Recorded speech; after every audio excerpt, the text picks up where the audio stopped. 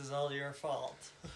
Everything that happened in this movie, you caused it. Hey, what I was gonna say, you caused all that. You know what? When I looked at the time, like I made it when the first battle after that's over. That's when I fell asleep the first time. So I made it like over an hour in. Mm-hmm. That's what I wanted to say. Yeah. You were saying like 30 minutes. That was only missed more than half of it. Yeah, I was gonna say, like, what is that? I'm just saying, like I made it more. Yeah, it's not like you were asleep for 2 minutes. I mean, awake for 2 minutes. Yeah. I wish you watched it on 4K. It was not that bad. The quality was not that bad at all. I don't even know what you were talking about. I didn't think it was that bad. It's like not, to me, this could pass as a VHS. No, you're tripping. You're tripping. When was the last time you watched a VHS? Okay. A DVD. I'm shocked at Blu-ray. I would disagree. I mean, have you seen Blu-rays nowadays, dude? Yeah, I can see a DVD. I can see Dude, Blu-rays nowadays are killer. Are crystal clear. The maybe 4K, I mean, I haven't seen it, but I've seen the new trailer for the re-release. It looks clear. It looks great. Yeah. But still, that does not hinder this, in my opinion. Yeah, no. Anyways, Mac, what do you have to say? Would you like to go first? Or would you rather wait? Or would you rather, never talk to us again? Like, how are you feeling? You're wrong. Not much. Uh-huh. Okay. This Shakespeare makes you happy. Okay, is he not just a talentless hack? Kurosawa? Yeah. I mean, yeah, I would agree with you. He's stolen everything. That says Ron. I thought this was boring. Let him finish. I thought it was fine. I mean, just the parts that I did like were just a lot of the like high like production, the sets, the locations, the costumes. Yeah. Those were all really nice. The colors were really nice. Yeah. That's about kind of all that I like. I'm not into this at all. Like, yeah, just like the story, like it's just kind of whatever. Even though it's what's gonna happen to us. Honestly. But no, I mean, I guess it's really just. Yeah. I feel like I've kind of already seen the good parts without seeing this movie, just because I've seen like the most famous parts from this movie. Mm-hmm. So I guess like I wasn't as like it wasn't like me seeing like that scene right there for the first time. Like if that was me seeing that for the first time, maybe I'd like it a little bit more. But it's all just all right for me. Yeah, I can see that. We gonna be all right. Anyways, okay. So what? Like a 1? No. What'd you? It's pretty mid then, huh? No, yeah. I mean really, I guess just 2.5. Yeah. Mm-hmm. I think. But it's wrong. Well, because the story is ultimately uninteresting to you, right? Mm-hmm. But yeah, you like wanted the actual to watch story. Ron. No, I'm just kidding. Yeah, therefore you must like it. Exactly. I think Ikaru is better than this. Who now? Ikaru? Oh. Who now? Well, I agree. Well, I agree, but that's they're tough because they're not even comparable in my head. The only thing they really have in common is that they happen to be by the same director. No, that's what I was saying. Dude, I'm not even trying to compare the two movies. I'm just saying I just love. For the sake of, I get what you say. Like, great, yeah, dude, it's the same director, so there is a comparison there. But 35 years after Ikaru, something like that. 35 years after Ikaru. Like 30. Came out in, I think where Ikaru came out. This came out in 86. Ikaru was 60, I thought. No, like 50, either 54 or 52. I always forget. Oh no, that was 50. 52 then. Yeah, 50, oh yeah, because Samurai came out in 54. Yeah, so it was 52. So yeah, that was like 33 years ago. Wow. Yeah, 33-year difference. Anyways, yeah. Okay. You want to go over filmography? I've seen it once before. Really? Have you had? I've seen the first hour once before. Honestly, I think after that, that's when the movie picks up for me. It not picks up, but like it gets better. Weirdly, I kind of agree. Yeah. I think I might agree with you guys as well. It's just stuff starts hitting the fan. Yeah. It's just the natural progression. Everything else is just set up. I will say that I agree with Mackenzie as far as like the actual, like there's shit in this from like look at the manpower that needed to be done to pull this shit off. Yeah, no. A lot of the actual set pieces are like, wow, they actually had to go up on that mountaintop. Yeah. And then they're down here and they have to coordinate. In order it's purely on spectacle level. This is sure, technical, but no, as a spectacle, it's insane what was accomplished with this. Yeah. I would say, dude, that's awesome. Yeah, purely the spectacle level or like that technical level, whatever you want to call it. Like the amount of manpower here is insane. And just I would say not only like what they did and what they accomplished, but also the choices that were made. Yeah. Are so incredible. This is one of those movies where it's like, if you like it, like, you know, because maybe you just watch it and you just don't enjoy it as much. But if you do like it, I feel like this is one of those kind of timeless movies. Because I think of, you know, there are some movies where it's like, it's so much in a style, and then maybe you'll grow out of that style, you know, like as your taste progresses or as you change as a person. But something like this, like, you know, if you liked it from the first time you watched it, the greatness will never change. Yeah. You know what I mean? Like, like this story, I think, is something that is just everlasting. You know what I mean? Yeah. And it's a Shakespeare. Yeah, it's a Shakespeare story. It's Shakespeare. And I think, and as you say, Carlos, it's such a spectacle, and like how grand it is. Like, it's, as both you and Mackenzie said, one of those the things. sets. It's one of those things where like the only like kind of modern day comparison I could have to like this as Green far Day. as like Fablemans. No, fucking Spielberg's Munich. No one fucking seen Munich in this room. No, I would say the only thing I've seen like modern day equivalent as far as like big production value like this and so much care and so much manpower as far as like actual bodies on screen would be like Peter Jackson's Lord of the Rings trilogy. I was gonna say. Yeah, sure. And it, like that's the only other one that. Say Endgame. I'm not gonna lie, I thought you were gonna say Endgame. Endgame? I don't know. That's different. I mean, bless those computer artists, I guess, but this is like actual this like, is like people. No, and that's what it reminded me of. I was like, damn, it's like Peter Jackson and this as far as the modern day equivalent, because those Lord of the Rings movies are so. I'm so excited to rewatch those. By the way, too. with you guys. Anyway, I'll say that for me, it's really tough to follow so many characters. Names, the names. It's like, and that's the only reason I'll say the story for me. It was hard to follow sometimes because it's just like, who is so and so, and who is this so and so, and now it's like, and this person betrayed me. It's like, who is this person? Gio. So I sincerely mean that, and like that's probably just an issue with me. But I've always had a hard time with movies that have so many characters names, and so much like plot like that. I wouldn't knock the movie down for that. I'm just saying it was hard for me to follow. But I could follow for the most part. Yeah, and it's more emotion based at the end of the day. Yeah, and so it's like even like at the end, man, like when he just cuts off her head like that, I was like, whoa, Jesus Christ. And then when father dies with his son, it honestly, like in the hands of if it was a different movie, it could come across as kind of cliche and bad, where it's like, here's this sentence where I say I can't wait till we finally sit down and talk, and then boom, he dies. Honestly, and the thing about but in that this is it works. It's so believable in this. It is, and also I think because it's like Shakespeare. And the whole thing has been kind of, it's emotions, but heightened emotions. It doesn't feel bad. It doesn't feel like it's doesn't feel plastic. It's even... It doesn't feel forced. There's a lot of, it feels like, the movie earned this moment, and it actually genuinely shocked me. When just to hear the boom. And dude, I forgot that happened. And then, like, he died. I remember. I went, whoa. And it's so sad. It's so heartbreaking, and then, like... how at the end of the day, the one son that didn't want any part of this is the one that is the most compassionate to his father, to what happened. And it's a thing and where he should have known, but like everything that Dad was talking about, like where I just want to, just in my words, I just want to like talk to you and I hope you forgive me. And then everything with him, the blind, the kid, I forget how to pronounce his name, but the kid who's and then also at the end when it's like.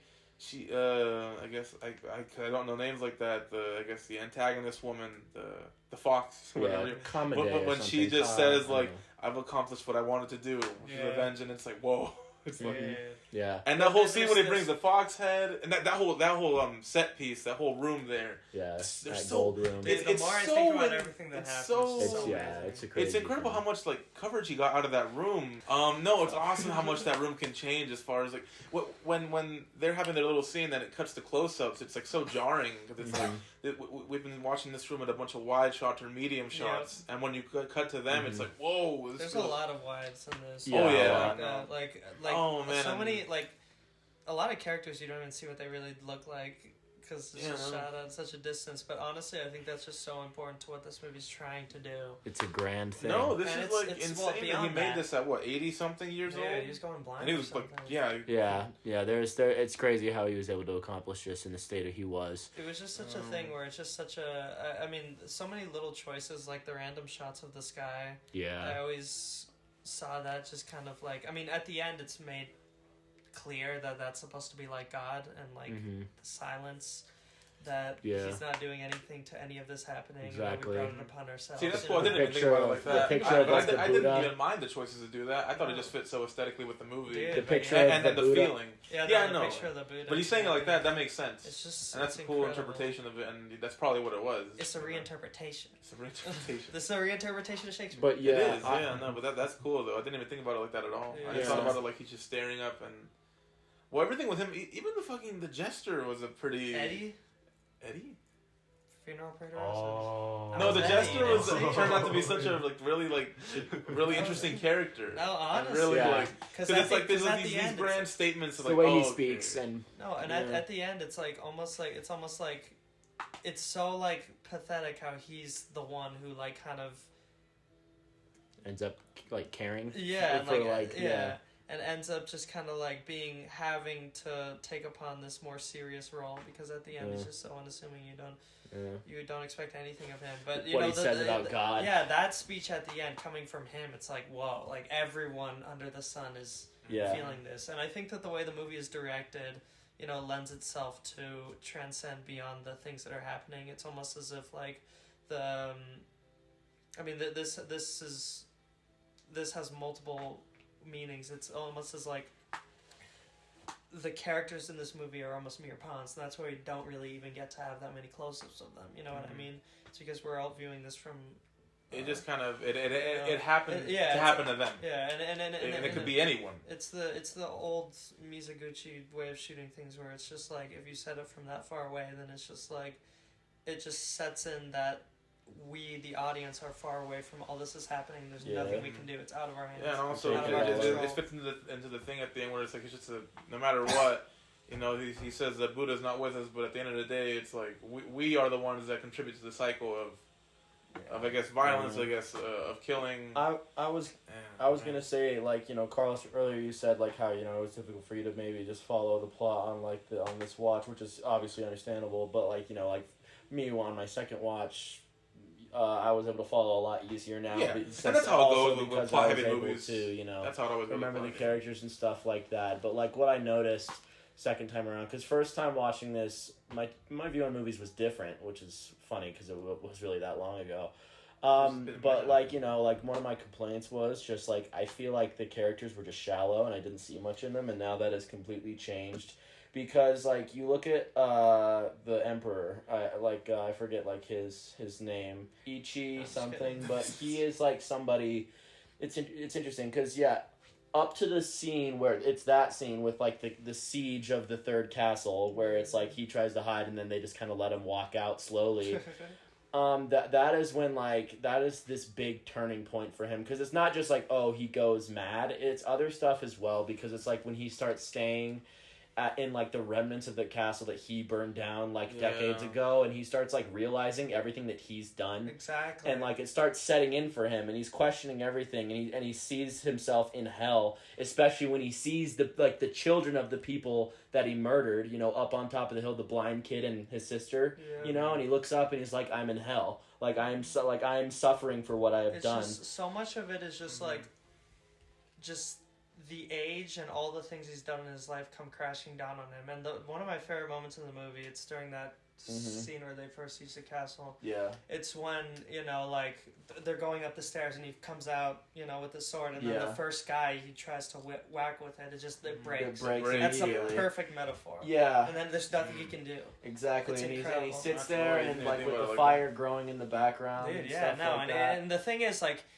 he kind of knows he's at the end of the ropes, but it's like God won't even let him die. He can't even commit seppuku. He's looking for all his swords; they're all gone. Yeah, It's just exactly. that's the fate he's subjected Yeah, to. It's incredible. And then like near the end, when like he tries to escape the hell that he claims he's in, and he runs, and he like finally feels like, you know, it's like how you said, Chris, where it's like he looks up at the sky and he feels like, you know, he's no longer there.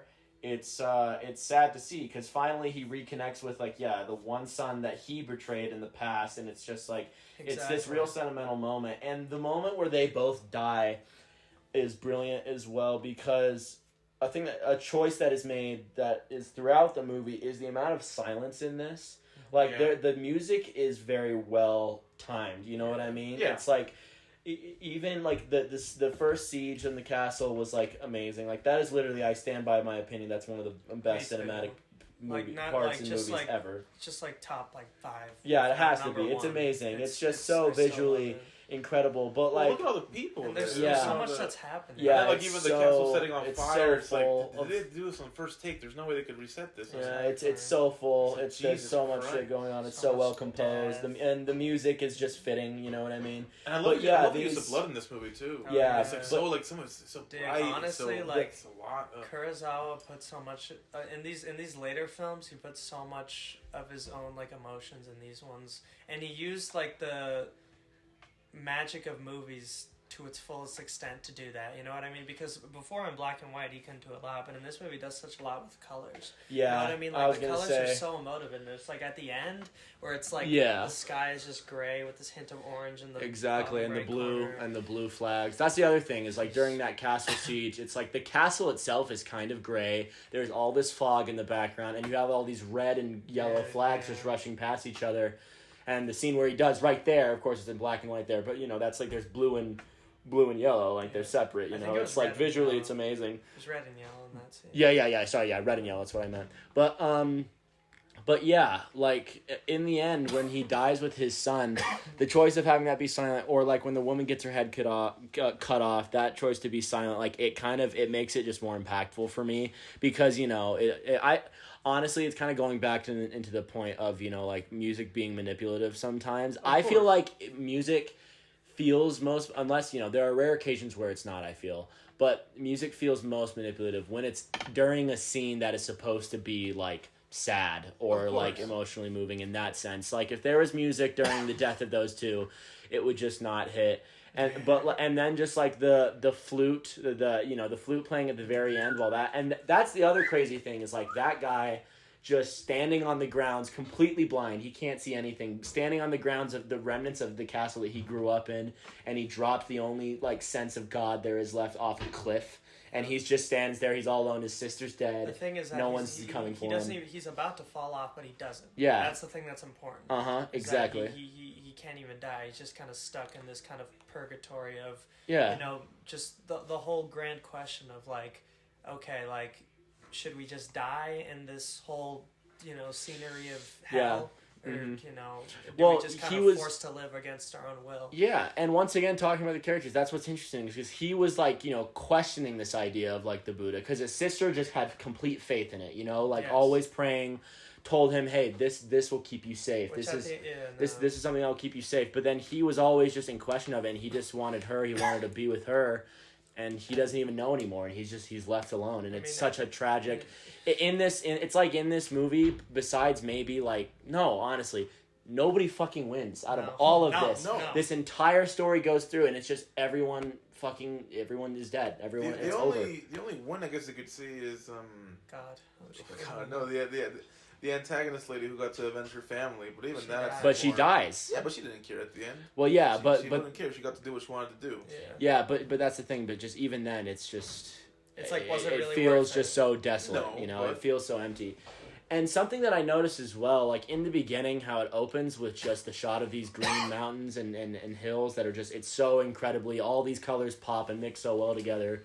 And then for almost every single scene where the father, the emperor is, it's like he's in this desolate wasteland now where it's all just rocks and gray and dying, you know what I mean? Like, it's like now that he's old and he's had his heyday, he finally knows what it's like. Yeah, he's leaving it, and like he's kind of he lives in the hell that he created. Yeah, exactly. God, the location scout on this movie has to be applauded, because the scene when it's like a storm and it's in all the tall blades of grass, it's like, oh man, the movie just looks crazy. I remember during that scene you went like this. And I kept looking at you because you kept making noises, and I was like, I was excited. But yeah, it's No, it's incredible. Like, I think, like, It's wrong. I notice now how brilliant, like, it's kind of these characters are more nuanced than I realized, because before I feel like, since it wasn't told to me, I definitely, I didn't spell it out, but now, it's like I noticed it, and, like, there's definitely intricacies in this. It's so complex. Yeah, and but it's subtle, like there's subtleties to it. It's just so grand. I enjoy the length of this. Like, I kind of think what you guys it's are talking fitting. about. It's more you gotta like you find the intricacies through the filmmaking rather than the characters trying to have more. Well, I would say grander. even the characters, like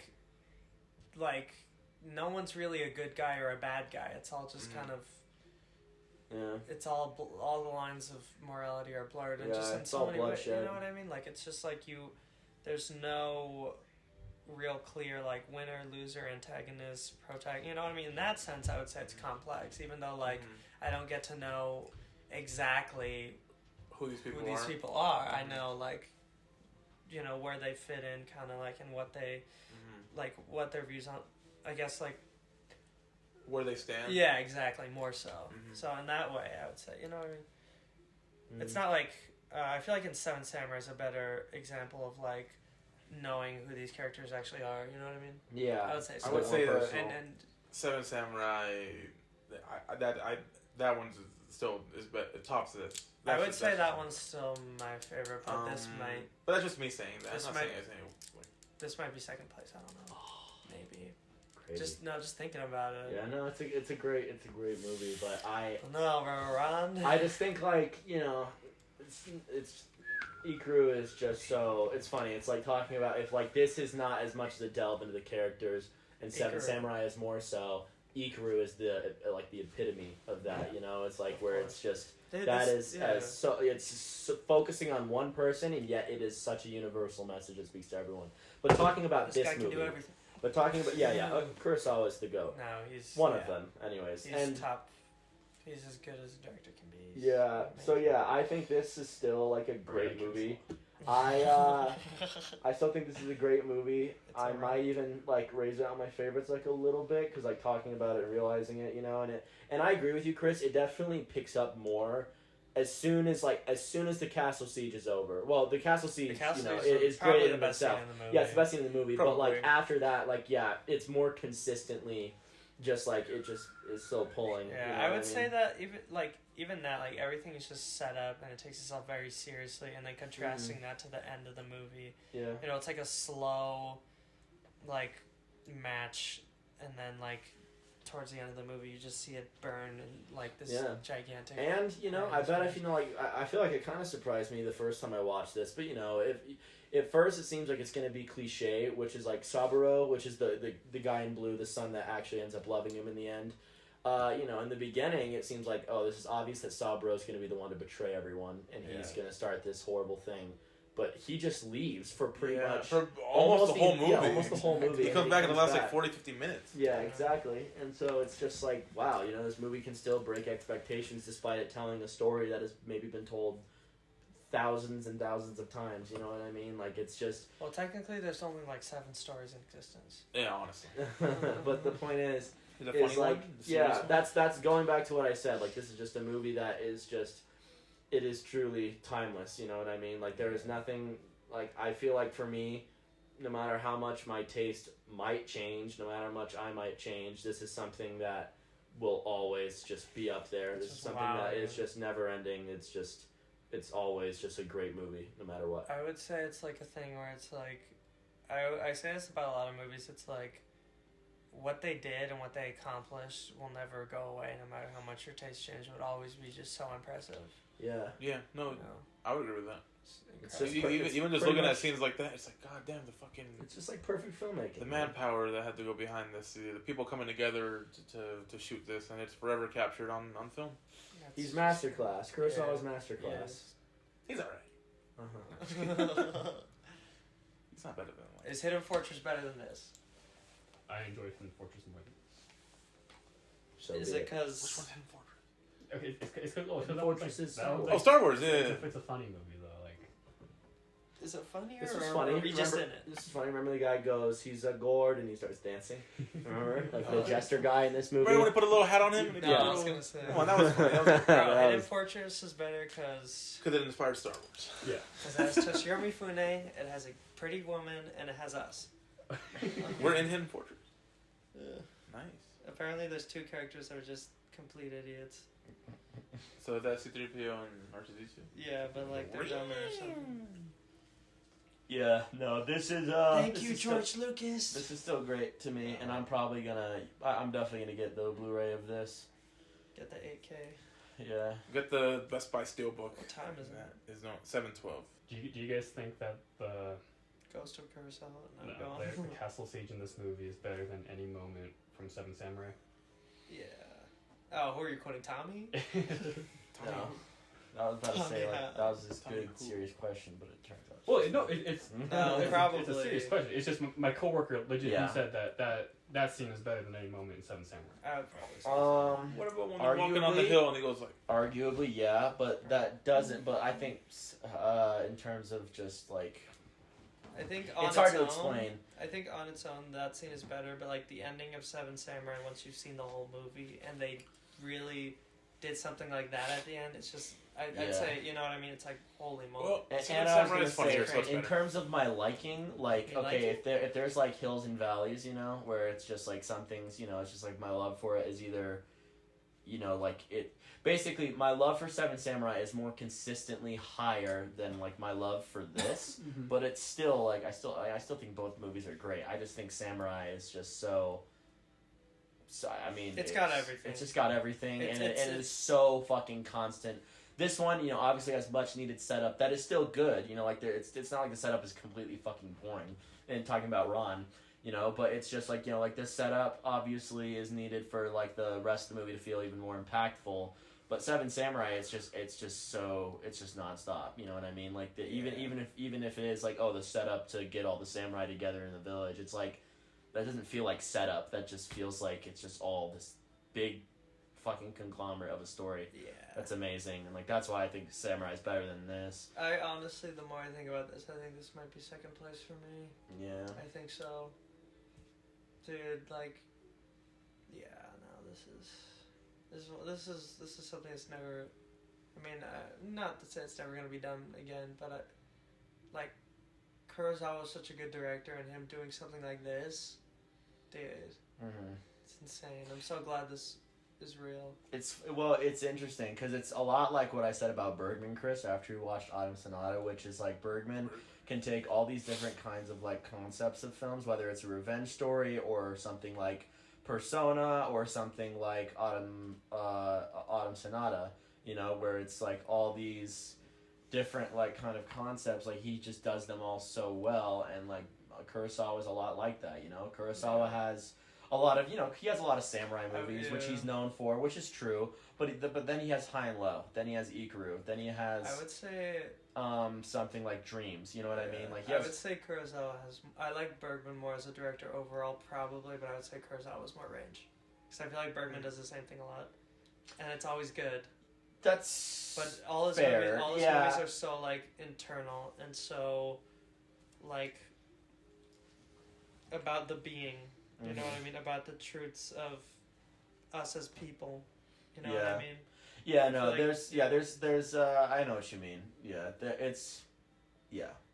Mm-hmm. Just about the human mind and its everlasting complexities. You know what I mean? That's Mhm. Bergman to me. Kurosawa, He made this. He made all Yeah. kinds of shit, man. Yeah. he made High and And Low. I do want to see some of the other stuff. I want to see something like The did. Bad Sleep Well. I want to see I just want to watch another Kurosawa yeah, movie tonight, honestly. Durso Azula, or however you pronounce it, Yeah, which that is one. like that one looks really interesting to me. Yeah, it makes me want to watch more. I want to watch Redbeard. I really want to watch Redbeard. Like, I would watch one tonight, I would. honestly. Like, oh, you're leaving, but I think so, yeah. Yeah, and okay. Well, talking about Does anyone have anything else to say about Ron before I end the recording? Not really, besides I'm probably just- final score or I'm something. so floored by this. I mean, I'd I'm gonna give it an 8. It's still like Same. a really great So 8. impressed. 4 out of 5 for me. I'll probably give it a 9, honestly. Yeah, yeah. Honestly, like, 4 out of 5 for me. It's great. Mm-hmm. Can't wait for it to be released again on Criterion. So wait, what's the ranking? Because you've seen how many of his movies? Not that many. I've seen this, Ikaru, and Seven Samurai.